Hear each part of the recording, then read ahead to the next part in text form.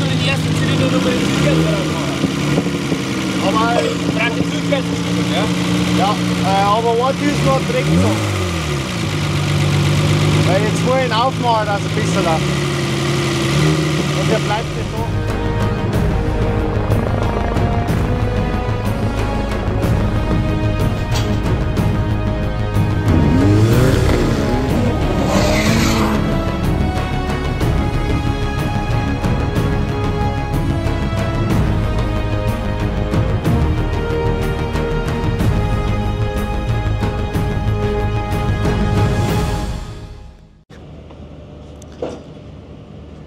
Mittlerweile ist es 11 Uhr und es wird noch gearbeitet am Peugeot.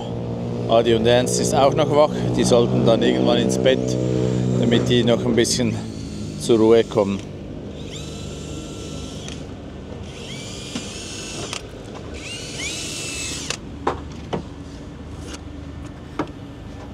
Funktionieren. Die Kontakte ein bisschen sauber, das vielleicht. Funktionieren jetzt wieder alle 6? Schauen wir dann. Jetzt müssen wir erstmal den Tank noch reinigen. Haufen, vom Umbauen ein Haufen Dreck drin war. Sand haben wir noch gefunden im Kraftstoffsystem ein bisschen. Jetzt wollen wir das ganze Kraftstoffsystem alles reinigen. Jetzt habe ich noch nebenbei die Zündung überprüft und angeschaut, dass das auch wieder 100%ig ist. Und dann sollte er morgen wieder fahren. Er muss? Muss, ja genau, er muss. Hast du jetzt da geöffnet? Ja. Geöffnet und geputzt ist er noch nicht, das machen wir jetzt gleich. Ja, das sind so Ränder, die zu viel übrig gewesen sind. Die haben wir jetzt noch weggemacht.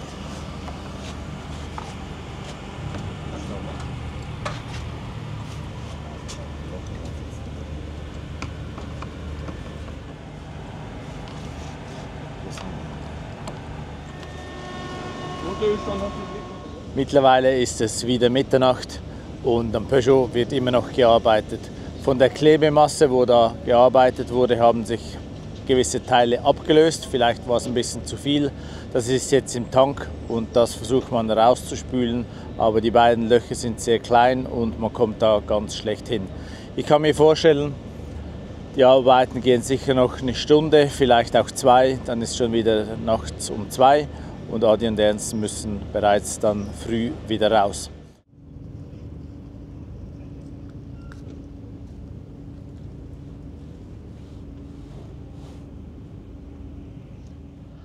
Die Autos sind weg, es ist Donnerstag, es ist sehr ruhig im Camp. Ich kann mir auch vorstellen, dass viele jetzt noch die Zeit nutzen zum Schlafen. Es ist jetzt 8:30. Und wir haben, ich würde sagen, das ist Nebel. Ich hoffe, der verzieht sich heute noch, dass wir dann doch wieder die schönen Dünen sehen im Hintergrund. Hier, heute ist die Zieleinkunft hier im Camp. Das heißt, wir haben wieder die Möglichkeit zu sehen, wie die Fahrzeuge reinkommen.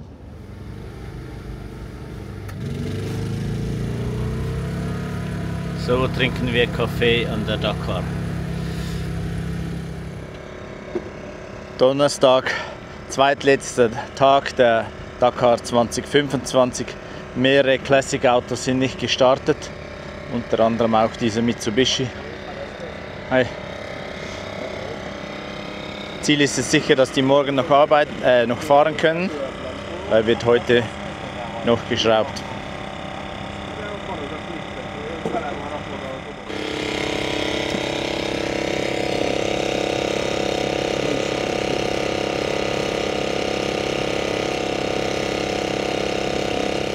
Wieder eine unglaubliche Geschichte. Also die sind heftig eingeschlagen. Der Motor hat sich um 10 cm verschoben und der Fahrer hat sich noch was gebrochen, aber die können morgen weiterfahren. Hier auch viele ausgeschiedene Fahrzeuge bereits verladen. Und bei diesem Fahrzeug geht der dritte Gang nicht mehr. Das wird jetzt heute repariert, damit sie morgen wieder fahren können. Money ready. No problem with the gearbox of the 751 car. But today we will fix it. And we are not the mechanic of the team, we are the driver. Eco-Driver. Driver, eco-driver. Passeggiatore. Assaggiatore.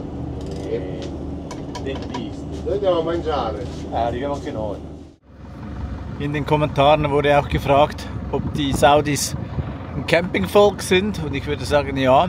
Vielleicht kann man es auf der Kamera erkennen, aber überall auf den Dünen hier hat es Leute, die am Campieren sind, teilweise mit Anhänger, teilweise mit Zelten.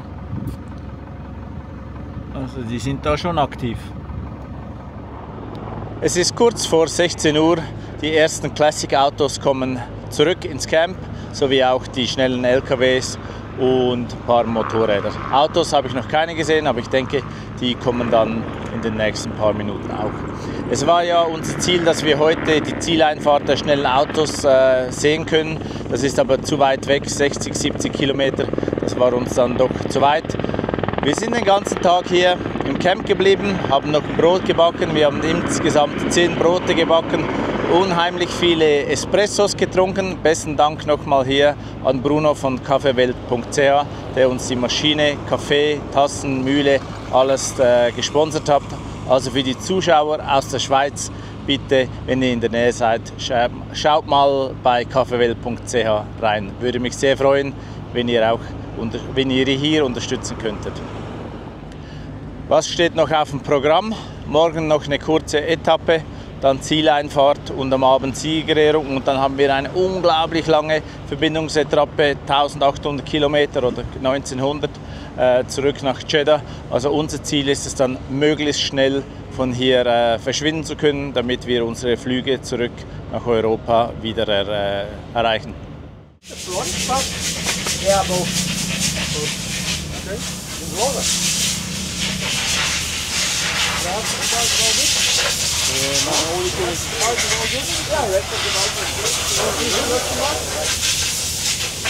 sei kap man, kun je gewoon bij hebben, want je moet nog halen.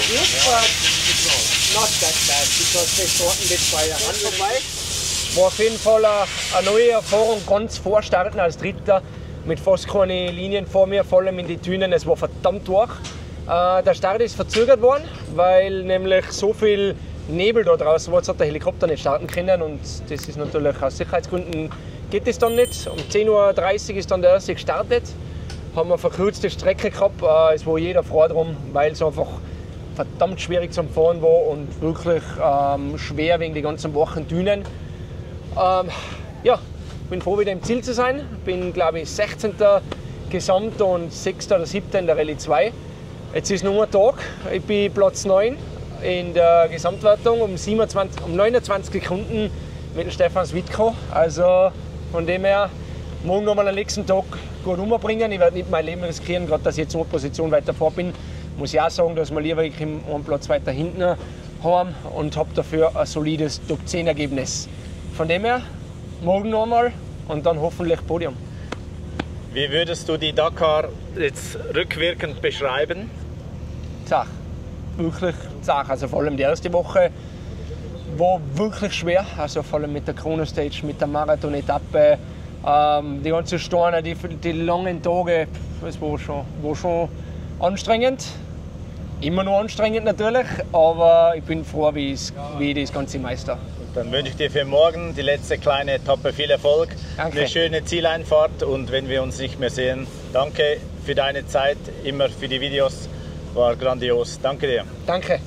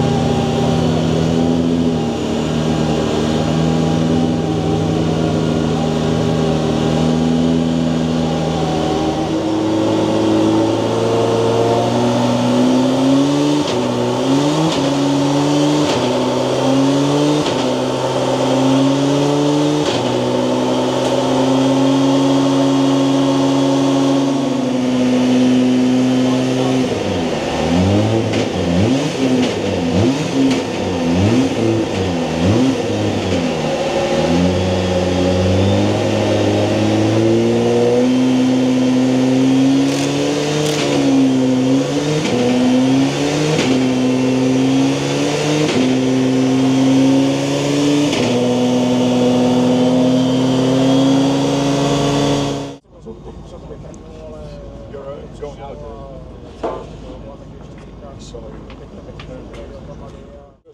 hours at the dunes, okay, where do we go? He saw a jeep, you know where it goes? Yeah.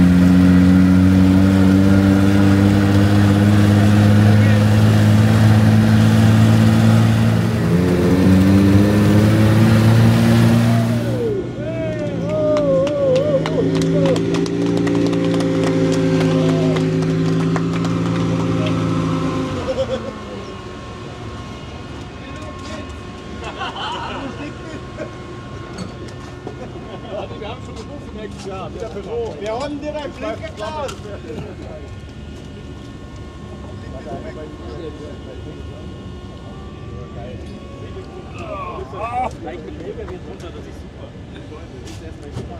Hier.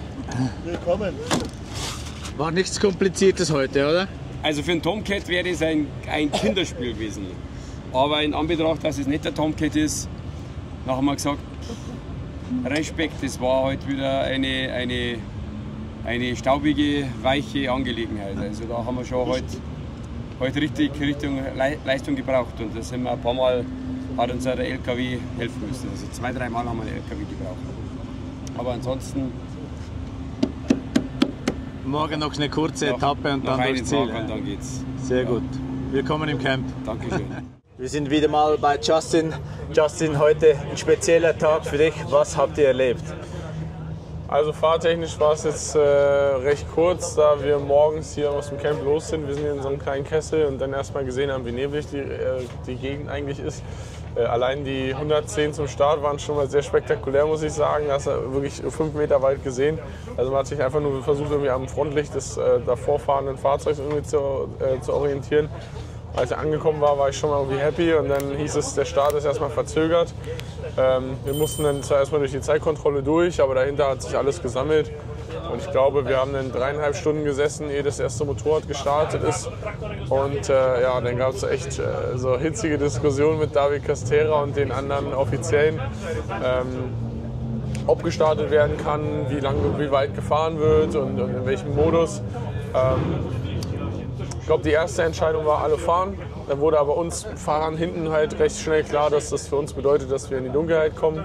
Und bei der Etappe, die beanstand, also wirklich 300 Kilometer heftige Dünen, war für uns halt einfach klar, dass das ein Dealbreaker sein kann. Und einen Tag vor dem Ziel wollten wir jetzt eigentlich, also war das für uns schon besorgniserregend, für uns, sagen wir, langsameren Dünenfahrer. Dann hieß es, wir starten und es gibt eine Cut-Off-Zeit um 15:30 Uhr am ersten Refuel bei Kilometer 150, bei der Hälfte ungefähr. Das wäre für mich also insofern in Ordnung gewesen. Es konnte mir nur keiner sagen, auch David Castera nicht, den ich dann persönlich gefragt habe, was ich denn für eine Zeit bekommen würde für den zweiten Teil. Also David sagte zwar, es bleiben auch alle Finisher, auch trotz dieser Cut-Off-Zeit, wenn man danach kommt und über die Straße ins Camp fährt, aber trotzdem war mir das Gesamtergebnis jetzt ein bisschen, also man hat sich jetzt schon irgendwie 11 Etappen Mühe gegeben, so gut wie es ging. Klar, ich bin jetzt nicht vorne bei, aber jetzt kriege ich irgendwie 20 Stunden Strafe dafür, bin zwar Finisher, aber lande irgendwie ganz hinten, das fand ich auch doof. Da hat David Castera, glaube ich, ziemlich schnell gemerkt, dass das irgendwie auch Quatsch ist. Dann war seine Entscheidung, die Rallye-GP-Fahrer durchfahren zu lassen und die Rallye-2-Fahrer nicht. Und ich glaube, Tobi hat wahrscheinlich Ähnliches erzählt oder auch, ich sag mal, die Rallye-2-Fahrer wären dann ja schon extrem benachteiligt gewesen, weil zum Beispiel Michael Doherty hat heute geöffnet, ist Rallye-2-Fahrer, meine ich. Und der soll dann bis zum Tankstopp bei 150 fahren und die GP-Fahrer, die langsamer sind als er, die sollen dann durchfahren. Das hat auch alles keinen Sinn ergeben. Dann gab es wirklich, also Ich glaube, wenn man die Bilder sieht, das war schon hitzig, sehr, sehr hitzig. David Castera hatte so ein bisschen das Gefühl, er wusste auch selber nicht, was er machen soll. Er hat sich dann ein bisschen abgestimmt und dann war am Ende die Entscheidung, dass alle Motorräder nur bis zum Tankstopp bei Kilometer 150 fahren. Und da war ich sehr glücklich drüber. Die Rallye jetzt Revue passierend, wie hast du es erlebt? Was nimmst du mit? Boah, also das sind so viele Eindrücke, ich glaube, da brauche ich eine Weile, das erstmal so ein bisschen zu verarbeiten, auch für mich. Ich bin erstmal froh, wenn ich morgen die letzten 60 Kilometer Etappe hinter mich kriege. Also es ist ja immer noch nicht safe, das Finish, das kann mal alles passieren. Ja, was ich auf jeden Fall mitnehme, ist, dass die Dakar nichts also kein Kindergarten ist, definitiv. Ich war zwar in dem Rahmen, in den Zeitrahmen, den ich hatte, gut vorbereitet, aber ich glaube, wenn ich nochmal mich entscheide, hier teilzunehmen, dann würde ich mein Vorbereitungsprogramm auch ein bisschen anpassen und anders angehen, auch fahrtechnisch nochmal definitiv was nachlegen. Aber ich würde jetzt gerade rückblickend so die harten Stages hinter mir und auch wie das alles abgelaufen ist, bin ich schon happy darüber, weil es einfach für mich eine sehr, sehr individuelle Geschichte ist, glaube ich, die mein Leben lang mich begleiten wird. Und da bin ich dann auch froh über die paar Herausforderungen, die ich da hatte und die eine oder andere Nachtfahrt oder den Getriebeschaden da. Aber ich denke, du kannst stolz sein. Also wir sind es auf jeden Fall. Super Leistung, dass du auch durchgehalten hast. Gratulation schon jetzt von uns. Vielen, vielen Dank. Und danke für deine Zeit und weiterhin viel Erfolg. Danke. Die Nummer für die Verlosung der signierten Plaketten ist die 20. Warum 20? Weil das ist das Speedlimit hier in Camp. Das ist auch die letzte Zahl von der Videoserie. Ihr könnt also alle Zahlen von allen Videos ab Video Nummer 04 zusammenzählen und dann für die Verlosung die Summe via Kontaktformular, nein, nicht via Kontaktformular, sondern via Formular für die Verlosung. Der Link ist in der Videobeschreibung und ihr findet ihn auch ganz normal, wenn ihr auf timeout-racing.com auf unsere Webseite geht. Da hat es auf der Startseite einen Link für die Verlosung. Ihr habt Möglichkeit, die Summe einzusenden bis Ende Januar. Also wenn ihr nicht alle Videos geschaut habt, schaut sie einfach nach.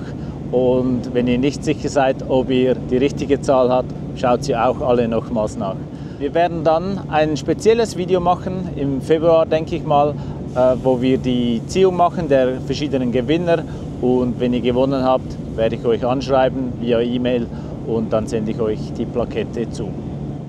Wunderschönes Wetter am 17. Januar, letzter Tag der Dakar.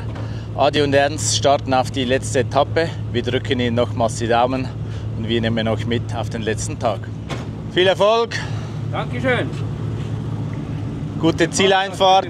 Genau. Im Hintergrund seht ihr die neue Straße und die alte Straße ist da. Und dazwischen hat es einfach ein bisschen Sand und wir haben uns festgefahren. Könnte man sagen Anfänger, aber der Frank hat sich auch gleich festgefahren. Und auch die schnellen Audis.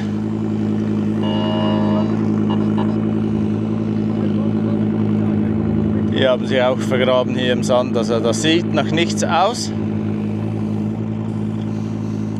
War aber sehr weich.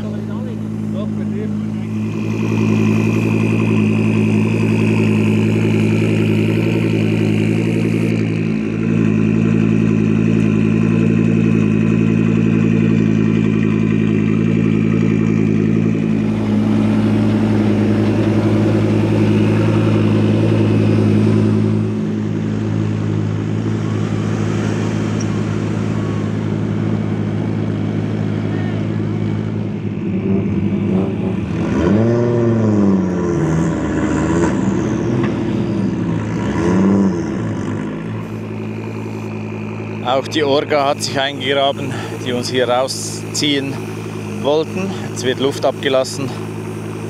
Dann kommt der nächste Versuch.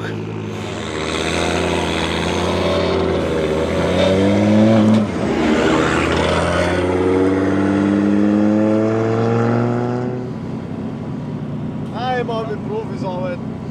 Lasch.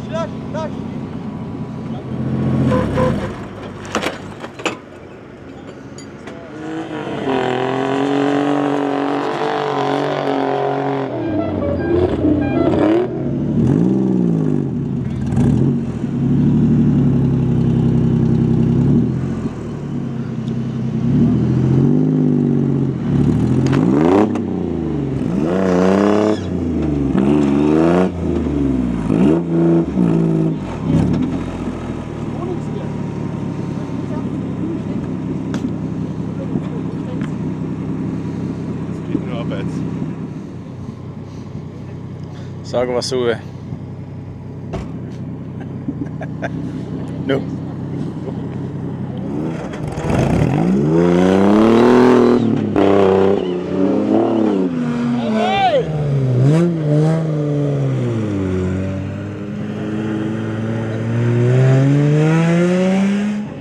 Letzter Start für Frank und Friede ist ein Massenstart, immer 4 Autos.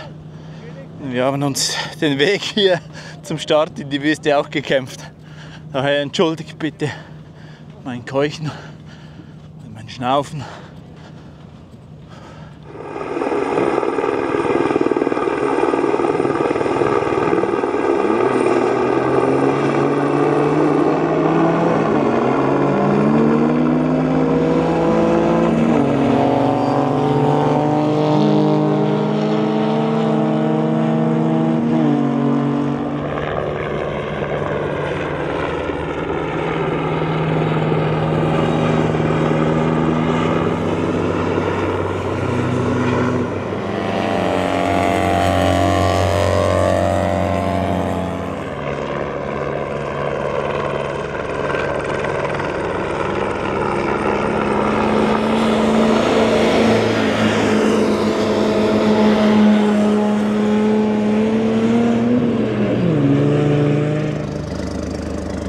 Dieser Renault hat sich gleich nach dem Start eingegraben. Wir gehen davon aus, dass er nur noch Vorderradantrieb hat und kein Allrad mehr, dass der defekt ist.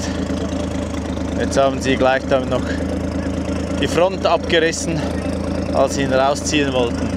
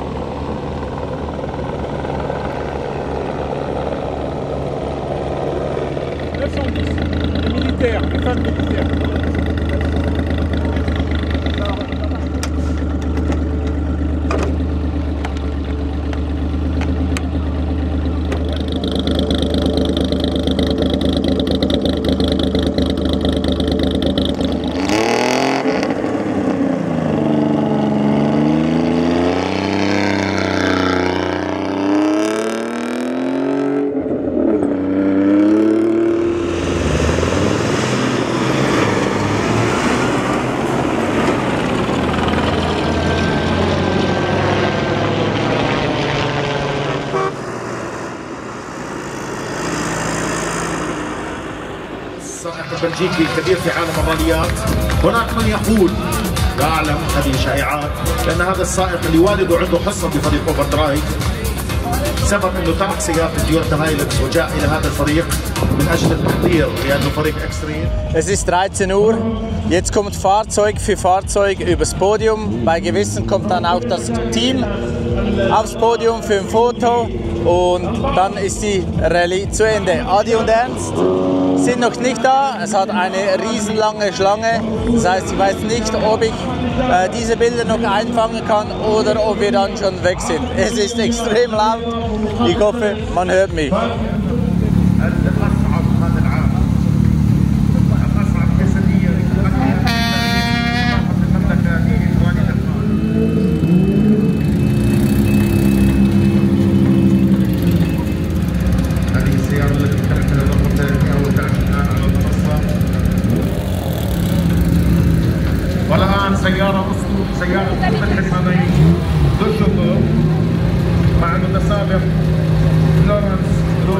فازت في رالي سفاري افريقيا ببطولة العالم مع جان بيير نيكولا.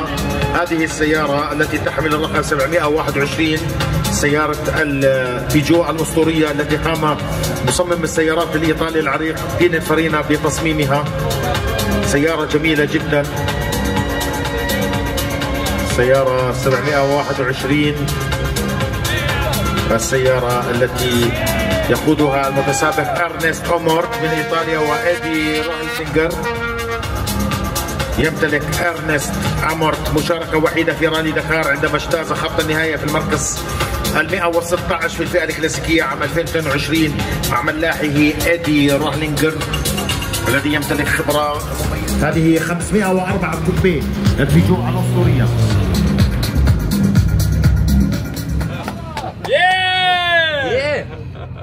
Da ist unsere Luft drin, Markus.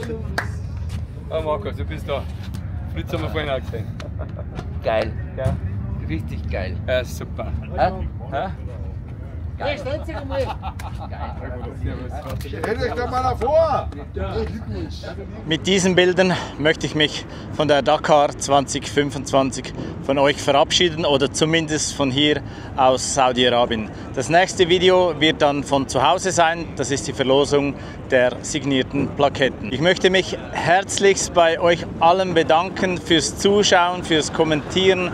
Ich habe viele Nachrichten via WhatsApp bekommen, Instagram, unglaublich, der Support, der gab uns immer Kraft und Motivation. Es ist unbeschreiblich, das Gefühl, und ich möchte einfach nochmal sagen, danke, dass du dabei warst.